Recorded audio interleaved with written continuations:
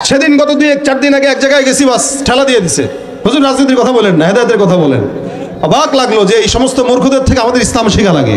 যাদের হাতে যায় ক্ষমতা, দেশ যেন বাপের ভিটা, রাখতে চেয়ার শুরু করে বিদেশিদের পাচাটা, বিদেশিদের কথা মতো চালায় ওরা নিজের দেশ। দেখতে দেখতে গোল্লায় গেল আমার সোনার বাংলাদেশ, দেখতে দেখতে গোল্লায় গেল। একে একে শেষ করেছি, সবার দেখা হইল শেষ, দেখতে দেখতে গোল্লায় গেল আমার সোনার বাংলাদেশ। কেউ দিল না, সবাই নিল, আমরা যে কলুর বলদ, সারা বছর নেয় না খবর, নির্বাচনে খুব দরদ।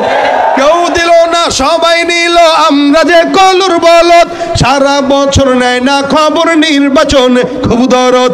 নির্বাচনের আগে নেতা ধরে কত রকম বেশ, নির্বাচনের আগে নেতা ধরে কত রকম বেশ, দেখতে দেখতে গোল্লায় গেল।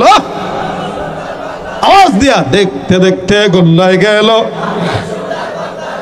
একে একে শেষ করেছি, সবার দেখা হইল শেষ, দেখতে দেখতে গোল্লায় গেল আমার সোনার বাংলাদেশ, দেখতে দেখতে গোল্লায় গেল আমার সোনার বাংলাদেশ। রাগ করছেন কি? হাত তুলেন। আলহামদুলিল্লাহ। কেউ তুলেন নাই তো, করেন নাই তো? হ্যাঁ, আল্লাহ পাক যতদিন হায়াত দেয় যেন ইসলামের পথে নিজের অপছন্দ হইলেও কথাগুলো মেনে যেতে পারি। বলেন না আমিন। অনেক সময় নিজের অপছন্দ হয়, নিজের বিরুদ্ধে যায় বলে আমরা মানতে চাই না। কিন্তু এটা মাথায় রাখবেন, ইসলাম আমার বিরুদ্ধে গেলে, আমার বাবার বিরুদ্ধে গেলেও আমার দোষ, ইসলামের কোনো দোষ নাই। কোরআন এটা আমার বিরুদ্ধে গেলে মূর্খতা আমার, কোরআনের ভিতরে কোনো গ্যাপ নাই। আল্লাহ এই কথাগুলোই আমাদের হৃদয়ে ঢুকায় দেখ। আমিন। শব্দ একটাই, আল্লাহু লা ইলাহা ইল্লাহু। সব নবীরা একই কথা বলেছেন, ইয়া আইয়ুহান নাস কুলু লা ইলাহা ইল্লাল্লাহ তুফলিহুন। নবী, সমস্ত নবীদের একটা মাকসাদ ছিল, এই দুনিয়ার সব মানুষ যেন বলে লা ইলাহা ইল্লাল্লাহ, লা ইলাহা ইল্লাল্লাহ। এই কথা শুধু নবী নয়, আদম থেকে ঈসা পর্যন্ত সব নবীরা বলেছেন।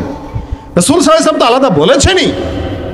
আল্লাহ পাক কোরআনে জায়গায় জায়গায় এই ইমানের কথাই বলে। যেখানে রাসূল সাল্লাল্লাহু আলাইহি ওয়াসাল্লাম হাদিসে বলেন, বুনিয়াল ইসলামু আলা খামসিন, শাহাদাতি আল্লা ইলাহা ইল্লাল্লাহ। ইসলামের মূল ভিত্তি 5টি। প্রথমই হচ্ছে লা ইলাহা ইল্লাল্লাহ। এটা জানা নাই তার তো ঈমানই নাই। এটা যদি থেকে যায় তাহলে বাকিগুলা, এজন্য এটার দাম। আমি আপনাদের সামনে যে আয়াতে কারিমার অংশ বিশেষ তেলাওয়াত করেছি, এটার শুরুতেও আল্লাহ সবক দিয়েছেন, লা ইলাহা ইল্লাহু। আল্লাহ এমন একজন সত্তা যিনি ছাড়া কোনো ইলাহ নাই। কয়জন? একজন। কয়জন? 2জন। আচ্ছা, 2জন যদি রব হইতো, ভালো কথা। যদি আপনারা না জেনেই বলছেন মারামারি লাগতো, তবে এটাই কোরআনের কথা। 2টা থাকলে কি হইতো? মারামারি লাগতো। এই জন্য আল্লাহ একজন। দেখেন না বাংলাদেশের অবস্থা কেমন এখন, নেতা সবাই, যার কারণে কে কারে মানবে কেউ বুঝে না, তাল হারায় ফেলতে। সবাই নেতা, সবাই জনগণ। তা আল্লাহ যদি ডাবল হইতো তাহলে দুনিয়া টিকতো না। কিন্তু ইহুদিরাও বিশ্বাস করে আল্লাহ আছে না নাই। ওই যে উনি বলছেন গড, ঈশ্বর, কিন্তু আল্লাহ আল্লাহ। ওরা বলে ঈশ্বর, কেউ বলে গড, কেউ বলে ভগবান। আমরা বলি তারা ভগবান বলে বলে আল্লাহর সাথে শরিক করে, তারা ঈশ্বর বলে বলে আল্লাহর সাথে শরিক করে। কারণ আমাদের তো আল্লাহ আলিফ দিয়া হা দিয়া যা করবেন সবই আল্লাহ, যার কারণে আমাদের আল্লাহর সাথে কোনো শরিক নাই। কিন্তু তাদের সাথে শরিক আছে, তারা শরিক করে, কিন্তু তারাও মানে যে আল্লাহ আছে একজন। এই কারণে আল্লাহ পাক বলেন, ইন সাআলতাহুম মান খালাকাস সামাওয়াতি ওয়াল আরদ লা ইয়াকুলুনাল্লাহ। আমার আল্লাহ পাক রব্বুল আলামিন বলেন, নিশ্চয়ই তাদেরকে যদি তোমরা প্রশ্ন করো, যদি তাদেরকে প্রশ্ন করা হয়, ওয়ালা ইন সাআলতাহুম মান খালাকাস সামাওয়াতি ওয়াল আরদ, আসমান আর জমিন সৃষ্টি করেছেন কে, এটা যদি কাদেরকে বলে, ওই ইহুদি নাসারা মুশরিকদেরকে যদি প্রশ্ন করা হয়, তারা এক কথায় জবাব দিয়া বলবেন, লা ইয়াকুলুনাল্লাহ।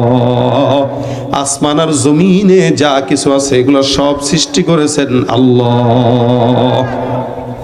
এটার বাইরে যদি আপনি তাদেরকে প্রশ্ন করেন, ইন সাআলতাহুম মান খালাকাহুম লা ইয়াকুলুনাল্লাহ, তাদেরকে কে প্রশ্ন করলো? প্রশ্ন যদি করা হয়, আল্লাহ পাক রব্বুল আলামিন বলে এই প্রশ্নের জবাবেও তারা একটা জবাব দিয়ে বলবে আল্লাহ সৃষ্টি করেছেন। কে সৃষ্টি করেছেন? আল্লাহ। আমার আল্লাহ পাক রব্বুল আলামিন বলেন এরাও আল্লাহকে বিশ্বাস করে, এরাও আল্লাহকে মানে, কিন্তু পার্থক্য কোথায়? আমার আল্লাহ পাক অন্য জায়গায় বলে দিয়েছেন ওয়াকালাতিল ইয়াহুদু উযাইরুন ইবনুল্লাহ ওয়াকালাতিন নাসারাল মাসীহু ইবনুল্লাহ। আমার আল্লাহ পাক রব্বুল আলামিন এই জায়গায় বান্দার পরিচয় তুলে ধরলেন। কোন বান্দা আল্লাহর সঙ্গে অন্য কাউকে শরীক করে না, এটা পরিচয় শুনে নাও। আমার আল্লাহ পাক ডাক দিয়ে বলেন ওয়াকালাতিল ইয়াহুদু উযাইরুন ইবনুল্লাহ, উযাইর একজন পয়গম্বর, যেই পয়গম্বরকে আল্লাহ পাক জমিনের মধ্যে আদম থেকে ঈসা পর্যন্ত একটা সিরিয়ালের মধ্যে দিয়েছিলেন। আমার আল্লাহ পাক রব্বুল আলামিন বলেন ইহুদিরা যারা, ওরা আল্লাহকেও মানে আবার আল্লাহর বাইরে আরেকজনকে শরীক করে, যার কারণে তারা বলে হযরত উযাইর আলাইহিস সালাতু ওয়াস সালাম হলেন আল্লাহর পুত্র সন্তান। নাউযুবিল্লাহ।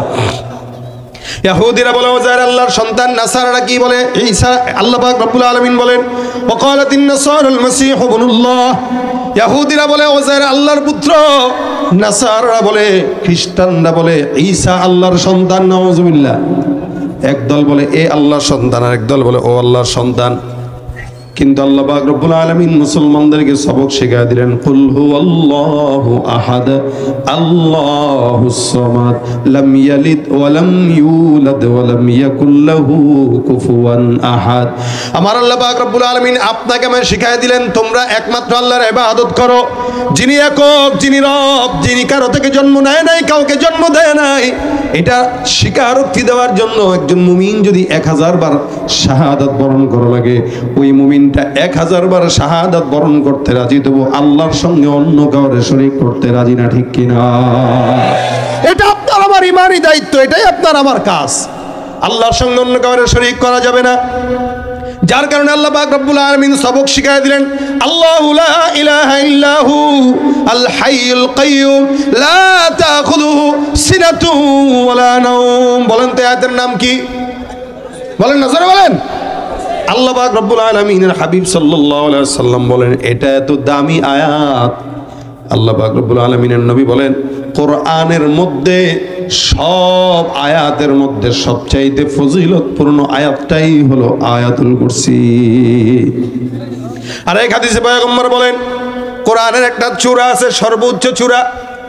দেখবেন কোনো একটা পাহাড়ের ভিতরে যদি যান, ওই পাহাড়ের একটা সাইড থাকবে, আবার একটা চূড়া থাকবে। আল্লাহ রাসূল সাল্লাল্লাহু আলাইহি সাল্লাম বলেন পবিত্র কোরআনের সর্বোচ্চ চূড়া হলো সূরাতুল বাকারা, আর সূরা বাকারার সর্বোচ্চ চূড়া হলো আয়াতুল কুরসি। সুবহানাল্লাহ।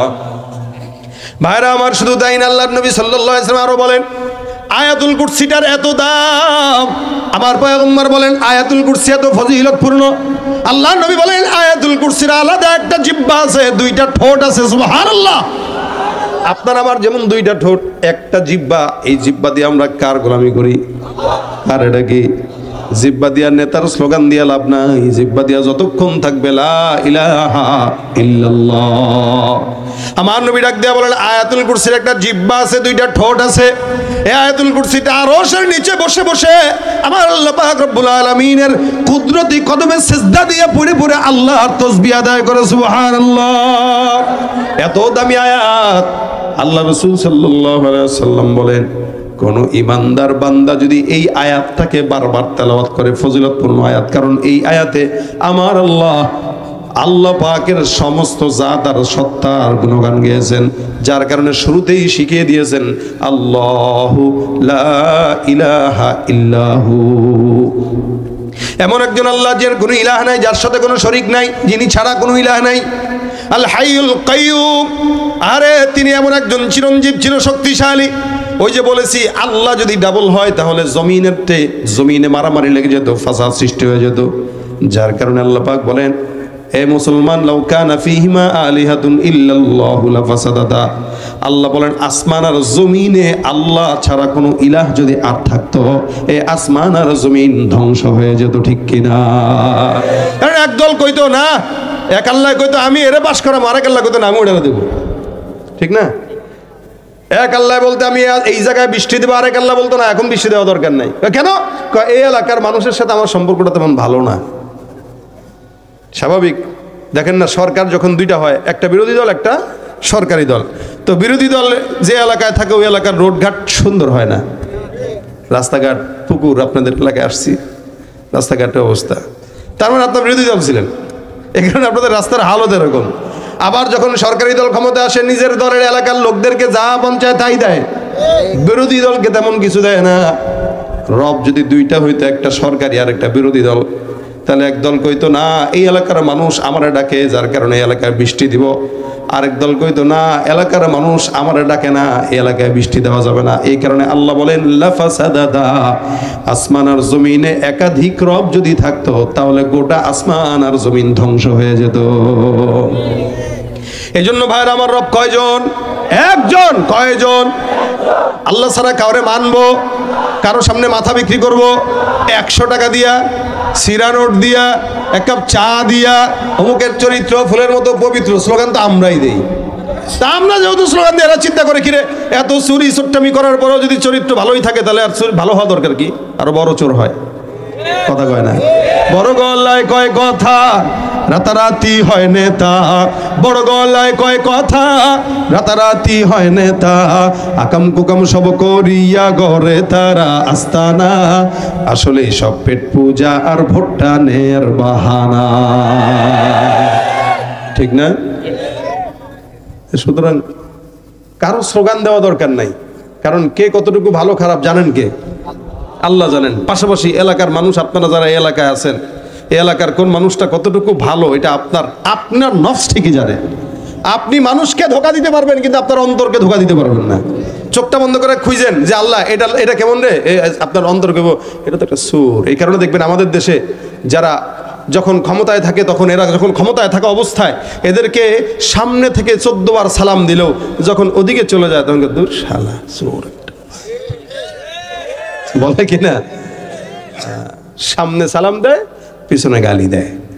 এজন্য এরকম মানুষকেই আমরা নির্বাচন করব, যারা সামনেও সালাম দিব পিছনেও ভালো বলবো। কথা ঠিক না? আল্লাহ পাক এরকম লোকদেরকে এই সমাজের জন্য তৈরি করে দেখ, বলেন আমিন।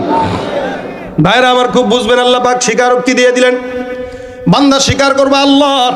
নবী বলেন এই আয়াতটা দামি আয়াত, যার কারণে আল্লাহ পাক এই আয়াতের ভিতরে আল্লাহ পাকের পরিচয় তুলে ধরলেন। আয়াতটা কেমন দামি আয়াত, রাসূল বলেন মান করা আয়াতুল কুরসি ফি দুবুরি কুল্লি সালাতিন মাকতুবা, কোন ইমানদার বান্দা যদি 5 ওয়াক্ত নামাজের পর আয়াতুল কুরসি তেলাওয়াত করে, লাম ইয়ামনাহু মিন দুখুলিল জান্নাতি ইল্লা আইয়ামুত। আমার নবী ডাক দিয়া বলেন, কোন বান্দা যদি জান্নাতে যেতে চায়, চান তো ইনশাআল্লাহ? সবাই চান তো ইনশাআল্লাহ? একটু দেরিতে না তাড়াতাড়ি? মানে কতটুকু তাড়াতাড়ি বা ডাইরেক্ট? তার মানে মরবো সোজা যায় জান্নাতের বিছানায় পড়বো। কথা বলেন না? ইনশাআল্লাহ আল্লাহ কবুল করে, বলেন আমিন। নবী বলেন হ্যাঁ, মরার পরে যদি সোজা জান্নাতের বিছানায় পড়ে যেতে চাও তাহলে একটা আমল আছে কি, 5 ওয়াক্ত নামাজের পর ফজর থেকে ইশা পর্যন্ত কোন ইমানদার বান্দা যদি 5 ওয়াক্ত নামাজের পর আয়াতুল কুরসি পাঠ করে, রাসূল বলেন ওই ব্যক্তি মরতে দেরি লেকিন আল্লাহর জান্নাত পেতে দেরি করবে না। আর মৃত্যু ব্যতীত ওই বান্দাকে জান্নাতে প্রবেশ করতে কেউ বাধা দিতে পারবে না। মানে তার বাধাটাই থাকবে কি, মৌত। এই যে দুনিয়া, এই যে জান্নাত, মাঝখানে একটা পর্দা আছে, পর্দার নাম মৌত। রাসূল বলেন ও দুনিয়ার থেকে পড়বে, পর্দাটা ছিঁড়বে আর সোজা জান্নাতে পড়ে যাবে।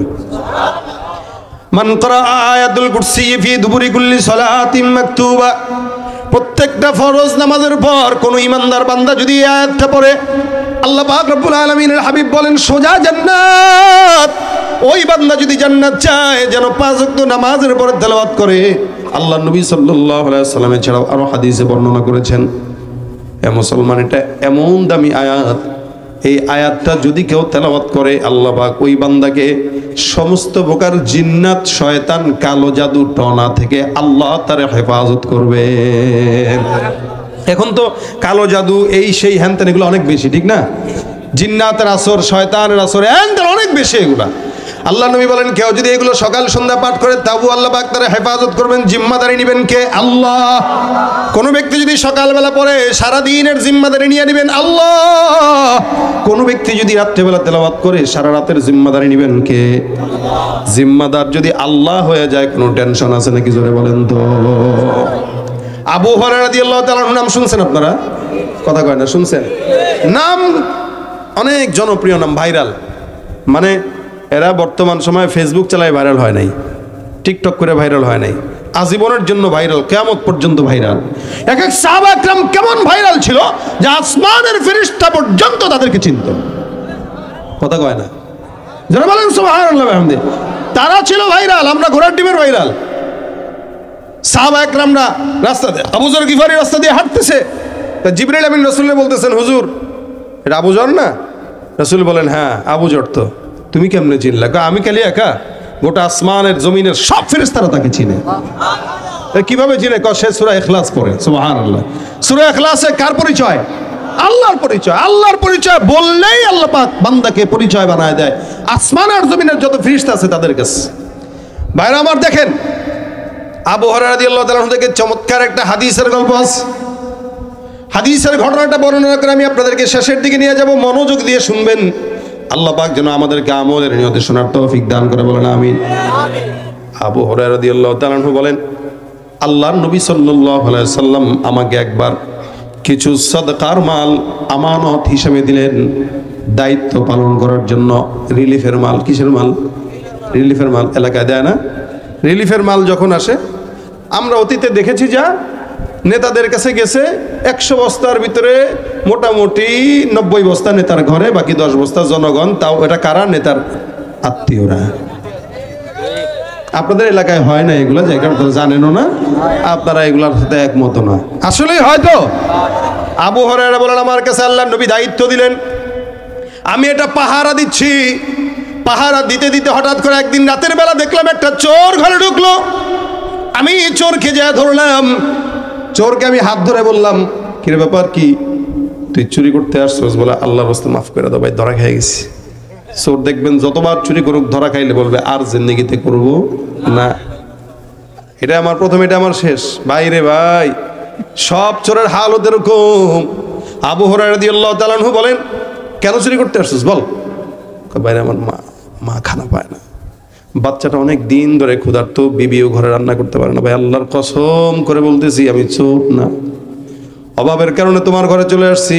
আবু হুরায়রা দিলে মায়া লেগে গেছে, যার কারণে আবু হুরায়রা রাদিয়াল্লাহু তাআলা আনহু চোরটাকে কি করলেন? ছেড়ে দিলেন। যা আর করবি? কয় নাকের কসম, কানের কসম, মাথার কসম, আল্লাহর কসম, বাপের কসম, মায়ের কসম, বউর কসম, বাচ্চার কসম, যত কসম আছে সব খেয়ে বলছি, আর আসা যাবে না। আবু হুরায়রা রাদিয়াল্লাহু তাআলা ছেড়ে দিলেন চোরকে।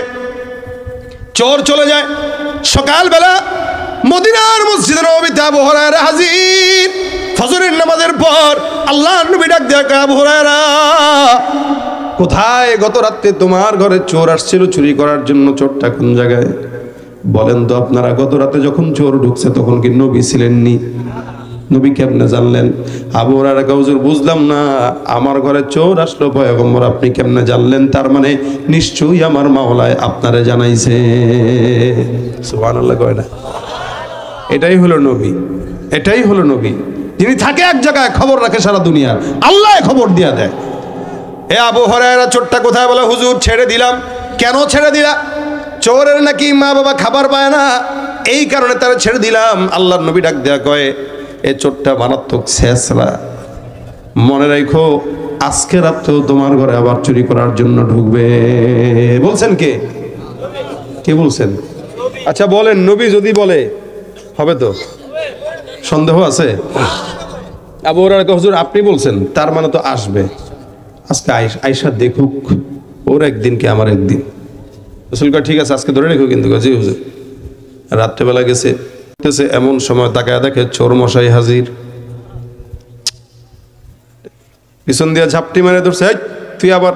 ভাই ভাই ভাই সত্যি কথা ভুলে গেছিলাম, আসলে এত অভাব, অভাবের ঠেলায় থাকতে পারি নাই, করবো কি? আপনার ঘরে মাল দেখে গেছি, সামলাইতে পারি নাই, চলে আসছি ভাই, আল্লাহর কসম আর আসবো না, ভাই মাফ করে দেন।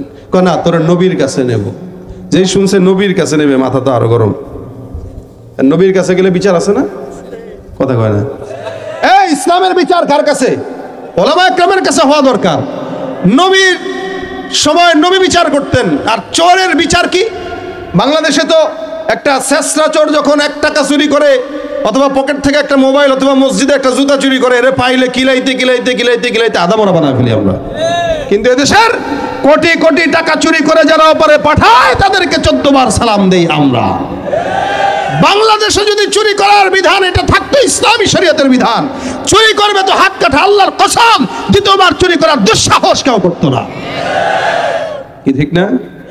কিন্তু আমাদের এদেশে আইন নাই, এই কারণে বারবার চুরি করে, বারবার চুরি করে, বারবার চুরি করে, বরং চোরের সম্মান আরো বেড়ে যায়। যদি হাত কেটে দিত, যেগুলা চলে গেছে কারো হাত থাকতো না। যদি চুরি করার বিনিময়ে হাত কাটা হইতো, যারা পলায় অথবা চলে যায় এদের কারো হাত থাকতো না, অথবা চোর এত বাড়তো না। কেন? জানতো যে চুরি করলেই হাত কাটা হয়। যদি ধর্ষণের শাস্তি মৃত্যুদণ্ড হতো, দ্বিতীয় কোনো ধর্ষক এদেশে আমরা দেখতে পেতাম না। ভাইরা আমার, আবু হুরায়রার ঘরে দ্বিতীয়বার চোর ঢুকলো। আবু হুরায়রা বলেন, ভাইরে গতকাল রাতে তুই না ওয়াদাবদ্ধ হয়ে গেলি, আজকে আবার কেন চুরি করার জন্য তুই ঘরের ভিতরে ঢুকলি? চোর মশাই ডাক দেওয়া কয়, ভাই আমার ভুল হয়ে গেছে, আমারে ক্ষমা করে দেন, আর জিন্দেগিতেও আপনার ঘরে ঢুকবো না।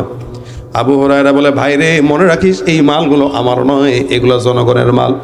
জনগণের মাল হেফাজতের দায়িত্ব আমার, এখান থেকে এক বিন্দু পরিমাণ কিছু ছোটানোর এখতিয়ার আমার নাই। আমানতদারিতা শিখলে রাসূল আর সাহাবা একরামদের থেকেই শিখা লাগবে। চোর এবার চলে গেল। ফজরের সময় আবু হুরায়রা মসজিদে নববীতে হাজির। আল্লাহর নবী সাল্লাল্লাহু আলাইহি ওয়াসাল্লাম বলেন, কোথায়? খালি হাতে কেন আসলা? চোর মহোদয় কোথায়? আবু হুরায়রা বলেন, ইয়া রাসূলুল্লাহ, গত রাতের চোরটা আমার কাছে বারবার মাফ চাইলো, যার কারণে পয়গম্বর আমি চোরকে মায়া লাগছে ছেড়ে দিছি। নবী ডাক দেয়া কয়, মায়া দেখায় লাভ নাই, কিছু চোরের বিচার করার লাগে, নয়তো তারা আবারও চুরি করার জন্য উৎপেতে থাকে। এজন্য বাংলাদেশের মানুষ হিসাব নেওয়া লাগবে, যারা অতীতে আপনার আমার হক নষ্ট করেছে তাদের বিচারও বাংলার জমিনে হওয়া দরকার, নয়তো আবারও আমাদের উপরে জুলুম করার জন্য তারা সুযোগ খুঁজে বসবে। ঠিক কিনা? এইগুলা মাথায় রাখেন। চোরকে আল্লাহর নবী সাহাবী আবু হুরায়রা ছেড়ে দিলেন। পরের রাতে আল্লাহ রাসূল ডাক দিয়া বলে, আবু হুরায়রা আবারও এই রাত্রিতে আসবে। আবু হুরায়রা বলেন, নবী আবারও যদি আজকে আসে আর কোনো ছাড়াছাড়ি নাই। পয়গম্বর আমি আবু হুরায়রা অবশ্যই আজকে আপনার কাছে নিয়ে আসবো। এই নিয়ে কয়দিন চললো? 3 দিন। চোর মশাই আসবে, আবু হুরায়রা সেজে গুজে সুন্দর করে রেডি হয়ে রয়েছে, দড়ি টড়ি নিয়ে রেডি। চোর আসলেই বাঁধবে, আজকে যে বাঁধবে আর ছাড়বে না। আবু হুরায়রা রাদিয়াল্লাহু তাআলা আনহু পাহারা দিতে দিতে শুয়ে পড়লেন। হঠাৎ করে তাকায় দেখে চোর মহোদয় হাজির। আবু হুরায়রাকে পাইছি রে পাইছি। 3 দিন তুই মনে করছিস আমি আজকে মনে হয় আর সজাগ থাকবো না। চোর তো চিন্তা করছে আমি তো ওয়াদা করছি মনে হয় আজকে আর দেখবে না। ঠুস করে ঢুকে গেছে। আবু হুরায়রাও দেখে ফেলছেন, কারণ আবু হুরায়রা তো সতর্ক ছিলেন। সুন্দর করে ধরে এবার নগদে রশি দিয়ে বেঁধে ফেলছে। হাতটারে বাঁধছে, বাইরে তারপরে বলে, হ্যাঁ বস, এক চুল নড়বি না, ফজরের সময় নবীর কাছে নিয়ে যাব। চোর মশাই এবার কান্নাকাটি শুরু করে দিছে। ডাক দে আবু হুরায়রা। আবু হুরায়রা চুপ, কথা বলবি না, তুই কথা বললেই বিপদ। সাহাবী তো দিলে মায়া লেগে যায়, কান্নাকাটি করে না, মায়া লাগে, নাকের পানি চোখের পানি একরকম করে। আবু হুরায়রা একটা কথা বলবি না, চুপ করে এখানে বসে থাকবি, ফজরের নামাজ হবে, রাসূলের কাছে নিয়ে যাব, তোর বিচার রাসূল করবে। কে করবে বিচার? কে করবে? উম্মতের বিচার যদি ওলামা একরামদের দায়িত্বে থাকতো, এই দেশে কোনো অরাজকতা জুলুম নির্যাতন হতো না। নবী বিচার করবেন রেডি। আবু হুরায়রা বেঁধে দিল। তারপরে কি করবে? আল্লাহর নবীর সাহাবী আবু হুরায়রা রাদিয়াল্লাহু তাআলা আনহু চোর মশাইকে বাঁধলেন। চোর মশাই চিন্তা করলো কি বলা যায়, কি বলা যায়। এত 2 দিন তো মায়ের কথা কইছি, সন্তানের কথা কইছি, এই কথা যদি আবারও কই তাহলে ভিজবে না চিড়ায়, যার কারণে কি বলবে কি বুঝবে। আবু হুরায়রা রাদিয়াল্লাহু তাআলা আনহু বসে রইছেন। চোর ডাক দেয়া কয়, আবু হুরায়রা ছাড়বা না? চুপ, সত্যি সন্তানটার লাগে মায়া লাগে, চুপ। এবার আবু হুরায়রাকে চোর ডাক দিয়া বলতেছে, ভাই রে আমার কাছে একটা জ্ঞান আছে, তুমি কি শিখবা? কে বলতেছে? চোর বলতেছে। আবু হুরায়রা, আমার কাছে একটা ইলম আছে, যে ইলমটা তোমার কাছে নাই, তুমি যদি চাও আমি তোমার সে এলেমটা শিখাইতে পারি। আবু হুরায়রা কয়, তাই নাকি? বলে হ্যাঁ। তুই এলেমও জানোস? না, চোর এলেম শিখাবে কাকে? তাও রাসূলের সাহাবী আবু হুরায়রাকে। আবু হুরায়রা কয়, তুই আমার এলেম শিখাবি? কয়, মিয়া বাপটা এরকম জানে আমি চোর হইলে আমার ইমান ঠিক নাই। চোর হইলে ইমান ঠিক আছে, কথা কয় না? আসলে নাই। রাস্তাঘাটে যায় না চলা এই মানুষের ভিড়ে, ওই ভিড়ের মাঝেও আবার কেহ অন্যের পকেট মারে। থাকতে পারে না এখানে। মসজিদে জুতা চোর যায় না, ও চিন্তা করে, কেউ যুক্তি দেয় কি জানেন? কয়, ভাইরে মুসল্লিদের জুতা একটা বরকত আছে, এটা চুরি করলেও সওয়াব। নামাজি কালামিদের জুতা আল্লাহ ব্যবসায় বরকত দেয়। রাস্তা এখানে, তার মানে এখানে আপনারা ওয়াজ শুনতে আসছেন যারা, এদেরও কিছু মোবাইল চুরি করার জন্য চোর থাকতে পারে কিনা? রাস্তাঘাটে যায় না চলা এই মানুষের ভিড়ে, ওই ভিড়ের মাঝেও আবার কেহ অন্যের পকেট মারে। তাকেও যদি মানুষ বলো আমার বলার কিছুই নাই, তাকেও যদি মানুষ বলো আমার বলার কিছুই নাই। মানুষ দেখতে চলো এবার জাদুঘরে যাই সবাই, ঠিক কিনা? আবু হুরায়রা এবার বলেন, চুপ করে টিট মেরা বসে থাকে। আপনাদের এলাকায় কি জানি বলে? টিট মেরা, টিট মেরা বই থাকেন, বই থাকুন।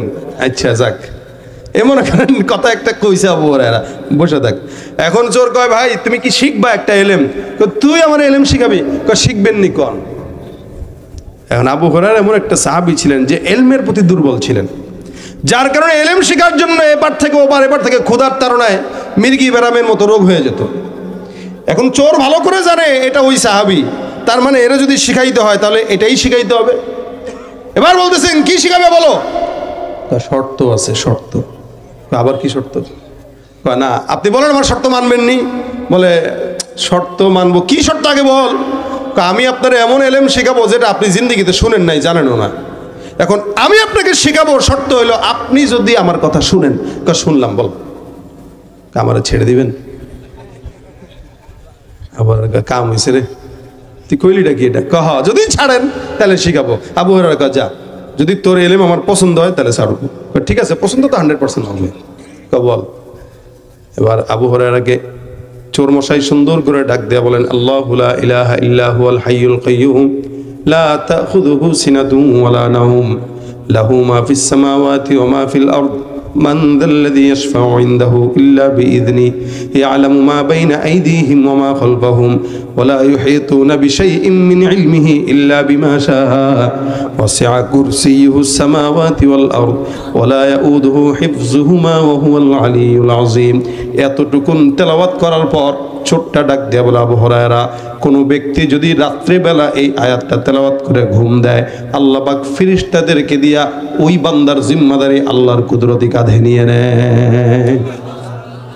আবার যদি কেউ সকালবেলা পাঠ করে, আল্লাহ পাক সারা দিনের জিম্মাদার হয়ে যায়। সমস্ত প্রকার শয়তান জিন্নাতের ওয়াসওয়াসা থেকে আল্লাহ পাক হেফাজত করে। আবু হুরায়রা কয়, মাশাআল্লাহ, এমন সুন্দর ইলম আমার আগে জানা ছিল না, আজকেই প্রথম শুনলাম। যা যা তোরে রাখার চাইতে এই এলেমটা শেখা অনেক বেশি গুরুত্বপূর্ণ। তোর মতো চোরে রেখে ফায়দা নাই। আমাদের দেশের প্রশাসনের মানুষ যদি হইতো, কইতো আগে 50,000 টাকা দে, তারপরে তোরে আমি ছাড়বো। কি এর আয়াতুল কুরসি গুল্লিমা, ঠিক না? তাহলে ঘুষ ছাড়া তো চলেই না। এবার ঘুষের নাম দেয়া হলো হাদিয়া। কি? বকশিস দাও, বকশিস দাও। ভাই রে, স্পিড মানি ইংলিশে কইলে কয় স্পিড মানি। টাকা যত ঢালবা কাজ তত গতিতে আগাবে, কথা কয় না? আবু হুরায়রা রাদিয়াল্লাহু তাআলা আনহু শিখায় দিলেন, শিখলেন। শিখার পরে কয়, ঠিক আছে যা, ভাগ ভাগ ভাগ, তাড়াতাড়ি ভাগ, যা, আমার শিখা শেষ, তুইও ভাগ। রাসূলের কাছে ফজরের নামাজের সময় গেলেন। আল্লাহর নবী সাল্লাল্লাহু আলাইহি ওয়াসাল্লাম কয়, কিরে 3 দিন বললা নিয়ে আসবা চোর রে, আজকেও খালি হাতে ব্যাপারটা কি? হুজুর কাহিনী যা ঘটছে, তোমার লগে খালি কাহিনী ঘটে। কি হয়েছে? হুজুর কাহিনী ঘটছে কি জানেন? তাহলে কি? চোর আমারে শিখাইছে। কি শিখাইছে? আয়াত শিখাইছে, আমল শিখাইছে। তাই নাকি? জি হুজুর। কি শিখাইছে বলো? রাত্রেবেলা যখন ধরলাম সে আমার এই এই এই এই এই করলো। নবী, আমি চিন্তা করলাম এলেম শেখা দরকার, যার কারণে চোরকে ছেড়ে দিলাম, এলেম শিখে নিলাম। আল্লাহ নবী ডাক দেয়া বলে, ইন্নাহু ক্বাদ সাদাকা ওয়া হুয়া কাযুব। নিশ্চয়ই চোর তোমাকে যেটা শিখায় গেছে এটা 100% সত্য। তার মানে চোরের চুরি করলেও এলেম আছে, তাই না? এলেম আছে। তা এলেম থাকলে কি হয়েছে? আমল তো নেই। এই কারণে এলেম থাকার পরেও শয়তান শয়তান হয়েছে, ঠিক না?